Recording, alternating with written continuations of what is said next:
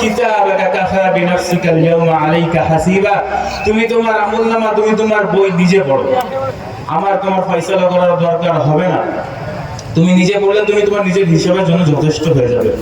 তো ভাই আমার আপনাদের কাছে একটাই অনুরোধ, নিজের জীবনটাকে এমন ভাবে পরিচালনা করুন যাতে কাল হাসরের ময়দানে দাঁড়িয়ে নিজের কিতাব দেখে নিজে হতাশ হতে না বলতে, ইয়া লাইতানি, আমার কি হলো, কি সর্বনাশ হলো আমার, এটা আমি তো দুনিয়াতে কিছুই করতে পারি না।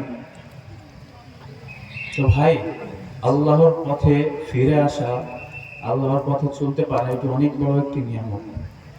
আজকের এই সুন্দর মজলিস থেকে আমার মনের ইচ্ছা, আর আমার মনে হয় এখানে প্রত্যেকের মনের ইচ্ছা আছে যে আমরা সবাই হেদায়েতের পথ পেয়ে তারপরেই বাড়ি যাব।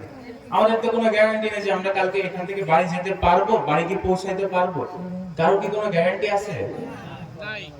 কেউ এখানে বলতে পারে যে না, আমি আজকে বাড়ি যাব, তারপর ঘুমাবো, কালকে আবার সকালে ঘুম থেকে উঠবো?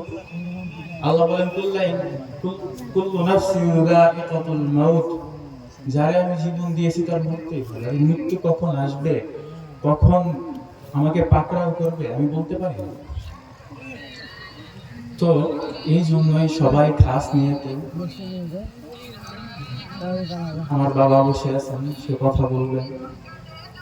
এর পূর্বে অন্যান্য বক্তারা বয়ান করেছেন, আপনারা শুনেছেন।